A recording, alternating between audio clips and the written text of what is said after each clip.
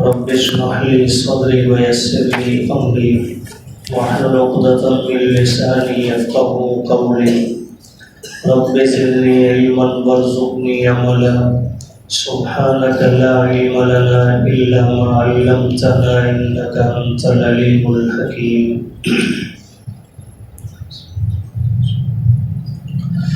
فَإِذَا مِتْنَا کیا جب ہم مر جائیں گے وَكُنَّا تُرَابًا وَعِظَامًا اور ہو جائیں گے مٹی اور ہڈیاں أَإِنَّا لَمَبْعُوثُونَ تو کیا بے شک ہم دوبارہ اٹھائے جائیں گے. أَوَآبَاؤُنَا الْأَوَّلُونَ کیا ہمارے گزرے ہوئے آباء و اجداد بھی. قل اے محبوب صلی اللہ علیہ وسلم آپ فرما دیجئے نعم جی ہاں وَأَنْتُمْ دَاخِرُونَ اور تم ذلیل بھی ہوگے. فَإِنَّمَا هِيَ زَجْرَةٌ وَاحِدَةٌ پس سوائے اس کے نہیں کہ وہ ایک زوردار آواز ہوگی. فَإِذَا هُمْ يَنْظُرُونَ پس اچانک وہ دیکھ رہے ہوں گے. وقالوا اور کہیں گے یا ویلنا ہائے افسوس ہم پر. ھذا یوم الدین یہ تو جزا کا دن ہے. ھذا یوم الفصل الذی کہا جائے گا یہی وہ فیصلے کا دن ہے. کنتم بہ تکذبون جس کو تم جھٹلاتے تھے. احشروا الذین ظلموا جمع کرو ان کو جنہوں نے ظلم کیا. وازواجہم اور ان کے جوڑوں کو بھی. وما كانوا یعبدون اور ان کو جن کی وہ عبادت کرتے تھے. من دون اللہ اللہ کو چھوڑ کر. فاہدوہم پس انہیں لے چلو الی صراط الجحیم جہنم کے راستہ کی طرف. وقفوہم اور ان کو ٹھہراؤ ذرا. انہم مسئولون بے شک ان سے سوال کیا جائے گا. ما لکم کیا ہوا تمہیں لا تناصرون کہ آج تم ایک دوسرے کی مدد نہیں کرتے. بل ہم اليوم مستسلمون بلکہ وہ آج کے دن سر جھکائے ہوئے کھڑے ہوں گے. سورہ صافات مکی صورتوں میں سے ہیں. مکی صورتوں میں اللہ پاک نے اپنی وحدانیت، نبی کریم صلی اللہ علیہ وسلم کی رسالت، آخرت کا ذکر اور حقانیت قرآن مجید کو بیان فرمایا ہے. اس سورہ مبارکہ کی ابتدا میں بھی اللہ نے 3 قسمیں اٹھا کر اپنی الوہیت واحدہ کا ذکر فرمایا. پھر اپنی چند صفات کا بیان تھا. ضمن میں اللہ پاک نے مشرکین مکہ کی مذمت بیان فرمائی اور ان کے چند سوالات جو نبی کریم صلی اللہ علیہ وسلم سے وہ کیا کرتے تھے اللہ نے ان کا جواب بھی ارشاد فرمایا. مشرکین مکہ ایک سوال کثرت سے کیا کرتے تھے جب نبی کریم صلی اللہ علیہ وسلم ان کے سامنے خصوصاً آخرت کا ذکر فرماتے کہ ایک دن سب نے دنیا سے چلے جانا ہے اور پھر وقت مقررہ پر رب تعالیٰ سب کو زندہ کر کے دوبارہ اٹھائیں گے. تو مشرکین کا اس پر اعتراض ہوتا اور آپ علیہ السلام سے کہا کرتے تھے کیا جب ہم مٹی ہو جائیں گے، بوسیدہ ہو جائیں گے، ریزہ ریزہ ہو جائیں گے تو پھر کیسے ہمیں دوبارہ زندہ کیا جائے گا؟ یعنی یہ چیز ہماری عقل میں آنے والی نہیں ہے کہ بھلا جب بوسیدہ ہو کر مٹی کے ذرات میں مل جائیں پھر دوبارہ کیسے ہمارا یہ وجود تیار کیا جائے. تو پچھلے درس میں بھی آپ سماعت کر چکے اللہ نے اپنے پیارے حبیب صلی اللہ علیہ وسلم کو فرمایا میرے محبوب ان سے ذرا پوچھئے تو صحیح نا کیا یہ لوگ بناوٹ میں زیادہ سخت اور مشکل ہیں یا وہ کائنات کی چیزیں جن کو ہم نے وجود دے رکھا ہے؟ یہ آسمان بنانا زیادہ مشکل ہے یا ایک انسان بنانا؟ یہ کائنات کی بڑی بڑی جسامت والی چیزیں اللہ نے یہ سب بنا رکھی، اس رب کے لیے یہ معمولی سی جسامت کا انسان بنانا کون سا مشکل کام ہے۔ اور ساتھ ہی فرمایا کہ انسان کا تو مٹیریل بھی انتہائی آسان ہے، چپکنے والی مٹی سے گھارے سے ہم نے بس نقشہ بنایا اور اس میں اپنے روح پھونک ڈالی، یہ تو انتہائی آسان ہے۔ اور آج کی آیات میں بھی اللہ پاک نے ان کے اسی سوال کو بھی ذکر فرمایا، اور اس کا اللہ پاک نے اپنے حبیب علیہ السلام کی زبان سے جواب بھی ارشاد فرمایا۔ وہی سوال اللہ پھر دہرا رہے ان کی زبان سے، فرمایا اَإِذَا مِتْنَا، یہ مشرکین مکہ کہتے ہیں کیا جب ہم مر جائیں گے، وَكُنَّا تُرَابًا وَعِظَامًا، اور ہو جائیں گے ہم مٹی اور ہڈیاں، یعنی پہلے ہمارا جسم سے گوشت گلے گا، صرف ہڈیوں کا ڈھانچہ رہ جائے گا، اور ایک وقت آئے گا کہ وہ ہڈیاں بھی بوسیدہ ہو کر مٹی میں مل جائیں گی، تو کیا اس کے بعد أَإِنَّا لَمَبْعُوثُونَ، کیا پھر ہم دوبارہ اٹھائے جائیں گے؟ یعنی یہ چیز ہماری عقل میں آنے والی پہلی چیز تو اہل ایمان کو خصوصاً، باطل تو باطل ہے، اس نے کبھی ایمان رکھنا ہی نہیں۔ اہل ایمان کا نظریہ یہ ہونا چاہیے کہ دین عقل کے تابع ہے ہی نہیں ہے، عقل میں ہماری بات آئے نہ آئے، جو اللہ نے اپنے قرآن میں فرما دیا، جو حضور علیہ السلام نے اپنے فرامین میں بتلا دیا، اپنے عمل سے دکھا دیا ہے، وہ چیز ہماری عقل لاکھ مرتبہ رد بھی کرے، وہ ہمیں اس پر ایمان رکھنا چاہیے۔ اگر ہم اپنی عقل کے پیچھے چلیں گے تو گمراہی مقدر بنے گی۔ تو اب مشرکین مکہ کی گمراہی کا یہاں سبب ان کی عقل بنی ہے، انہوں نے دیکھا کہ عقلی طور پر ایک چیز جب ختم کر دی جائے، ریزہ ریزہ کر دی جائے، تو دوبارہ اسے جوڑ کر بنانا مشکل ہوتا ہے۔ آج بھی بچوں کا کھلونا ہی لے لیں، اسے جب آپ جو ہے نا ایک بار پیس کر چکنا چور کر دیں، شیشہ ہے ٹوٹ کر چکنا چور ہو جائے، اب اسے دوبارہ اسی شکل میں جوڑنا، کتنا ہی ماہر کاریگر انجینئر کیوں نہ لے آئے، وہ دوبارہ اسی شیشے کے ذرات کو جمع کر کے وہ شیشے بنا، یہ عقل کہتی ہے۔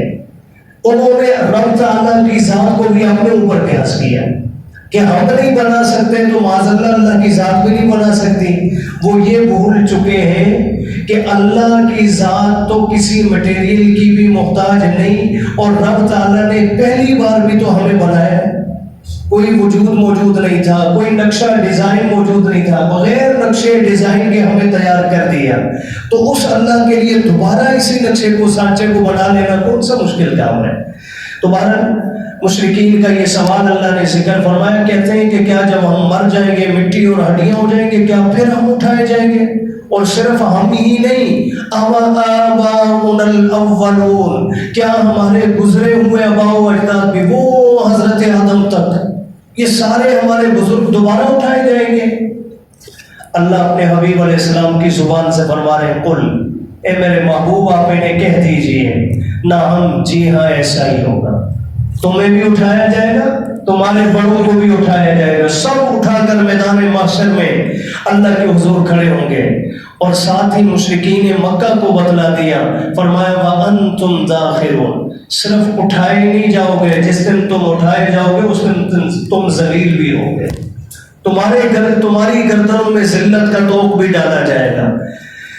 اور آگے اللہ نے فرمایا جس قیامت اور محشر کے بپا ہونے کے بارے میں یہ اتنے حیران ہیں، اس کے لیے ہمیں لمبے چوڑے منصوبے کی بھی ضرورت نہیں، ہفتوں پہلے وارننگ دینے کی بھی ضرورت نہیں ہے کہ قیامت آنے والی ہے۔ فرمایا وہ تو اتنی اچانک آئے گی، فَإِنَّمَا هِيَ زَجْرَةٌ وَاحِدَةٌ، سوائے اس کے نہیں کہ وہ قیامت تو ایک زوردار آواز ہے، یہ بغل بجایا جانا، سور پھونکا جانا، اس کی طرف اشارہ ہے، بس فرشتے کو حکم ملے گا۔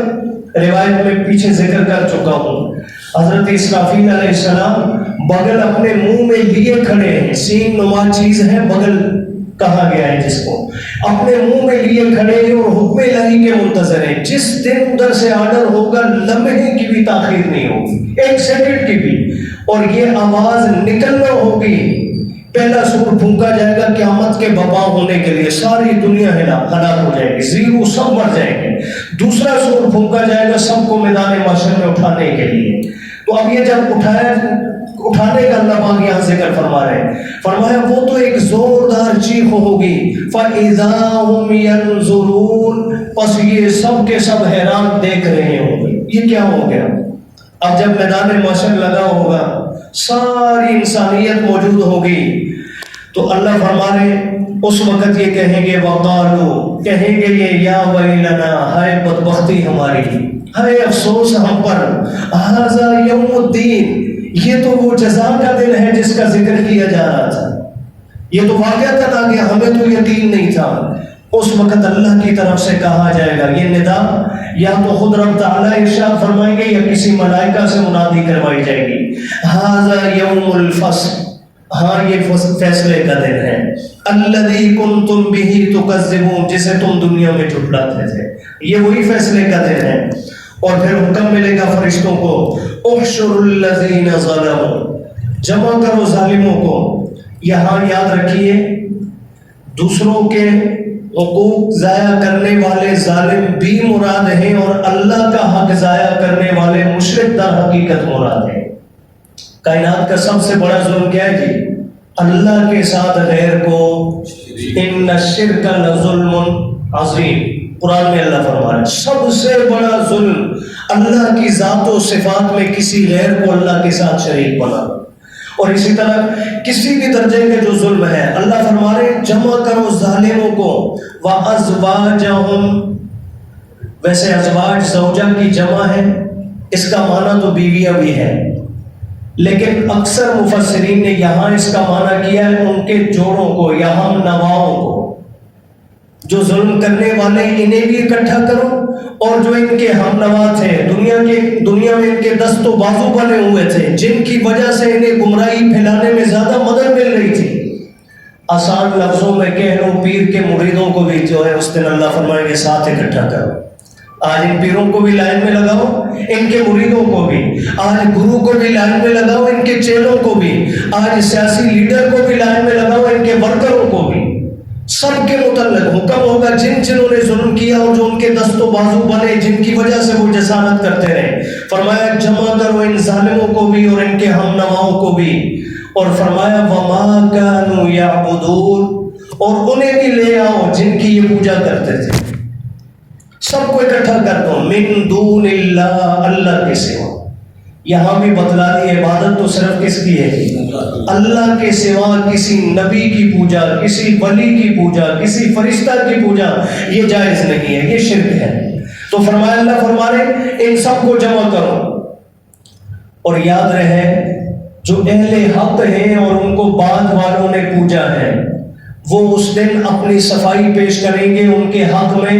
نبی کریم صلی اللہ علیہ وسلم بھی گواہی دیں گے یہ امت بھی گواہی دے گی. قرآن مجید میں یہ موجود ہے دوسرے مقامات میں. وہ تو بری ہو جائیں گے وہ بچ جائیں گے.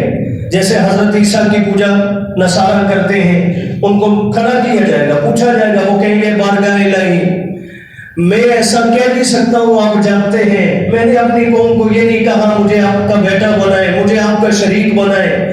یہ بدبختوں نے میرے بعد خود کیا ہے اور ان کے حق میں بھی گواہی حضور علیہ السلام سمیت آپ کی امت بھی دے گی. تو اللہ پاک ان سمیت جتنے اہل حق ہیں اس سے یہ غلط فہمی پیدا نہ ہو کہ کچھ تو نیک بزرگ بھی ہیں انہیں بھی لوگ دنیا کے اندر جو ہے وہ پوج رہے ہیں تو کیا وہ بھی معاذ اللہ اس کٹہرے میں کھڑے ہوں گے اور جہنم کی طرف دھکیلے جائیں گے. یاد رکھیے نہیں وہ بری ہو جائیں گے. جو باقی بچ جائیں گے واقعاتاً جو مجرم ہوں گے. آج کی عدالت میں تو پیسہ بری کر لیتے ہیں جی. وہاں کی عدالت میں پیسہ طاقت یہ چیزیں بری کرنے والی نہیں ہے. وہاں انصاف چلے گا خالص. ذرا بھی جرم ثابت ہوگا تو حکم ملے گا فَاهْدُوهُمْ إِلَىٰ صِرَاطِ الْجَحِيمِ اب لے چلو انہیں جہنم کے راستہ کی طرف. جب فرشتے لے کر انہیں پکڑ کے نہ لے جا رہے ہوں گے. اب بعض روایات میں آتا ہے کہ انہیں جو ہے منہ کے بل گھسیٹ کر لے جایا جائے گا جو کھینچ کر. جب لے جا رہے ہوں گے نا پھر اچانک آواز آئے گی وَاقِفُوهُمْ ذرا روکو انہیں تھوڑی دیر کھڑا کرو انہیں انہم مسئولون جانا تو انہوں نے جہنم میں ہے ہی لیکن اتمام حجت کے لیے ان سے ذرا کچھ باتیں پوچھنی ہے ہم نے کچھ سوال کر رہے ہیں. یہ تو دنیا میں بڑے جو ہے اپنے چیلوں کو بھی کہا کرتے تھے پریشان نہ ہونا پکڑیں گے تو فلاں پال لگا دیں گے. اللہ فرمائیں گے ذرا ٹھہراؤ انہیں، انہم مسئولون، ان سے سوال کیے جائیں گے، پوچھا جائے گا ان سے. ما لکم، دنیا میں تو بڑے بڑے دعوے تھے، آج کیا ہوا تمہیں؟ لا تناصرون، یہ تناصر باب تفاعل ہے جی، تناصر اس کا جو ہے ایک خاصیت یہ ہے ایک دوسرے کی مدد کرنا، جہاں فعل جانبین سے ہو، تناصر تفاعل اس کو کہتے ہیں، جہاں دونوں طرف سے ایک عمل کیا جائے. اللہ فرما رہے ہیں دنیا میں پیر گرو بھی کہا کرتا تھا میں تمہاری مدد کروں گا، اور چیلے بھی کہتے تھے کہ جناب جہاں مشکل آئی آپ پر تو ہم ساتھ کھڑے ہیں. اللہ ان سے پوچھیں گے اس دن ما لکم، آج کیا ہوا؟ لا تناصرون، ایک دوسرے کی مدد نہیں کر رہے ہو. اب تو جناب کوئی ایک دوسرے کے ساتھ چلنے کو تیار نہیں. آگے اللہ نے خود حقیقت بیان کر دی، یہ مدد کریں گے کیسے؟ بل ہم الیوم، بلکہ یہ سارے کے سارے اس دن مستسلمون، گردن جھکائے کھڑے ہوں گے. اس دن یہ اوپر کو دیکھنے کی بھی ضرورت نہیں ہوگی، ان کے سر جھکے ہوں گے اور اس فکر میں ہوں گے آج یہ سارے جائیں باہر میں، یہ حضرت جی جن کو وظیفے نذرانے سب کچھ دیتے رہے، یہ میرے لیڈر جن کے لیے میں نے اپنی ساری دنیا بھی برباد کی، آج جائیں گے باہر میں کسی طرح بچ جاؤں. اور یاد رکھیے یہ سوچ ماں باپ کی اولاد کے متعلق بھی ہوگی، اولاد کی ماں باپ کے متعلق بھی ہوگی. کوئی کسی کو نہیں بچائے گا اس نے، ہر ایک کو اپنی فکر ہوگی. اگلی آیات میں اللہ نے ان مشرکین کے پوجا کرنے والے اور پوجے جانے والے ان کے آپس میں کچھ سوالات ہیں، اگلی آیات میں اللہ نے ان کا ذکر فرمایا ہے. اللہ دین کی سمجھ اور حقیقت پر عمل کرنے کی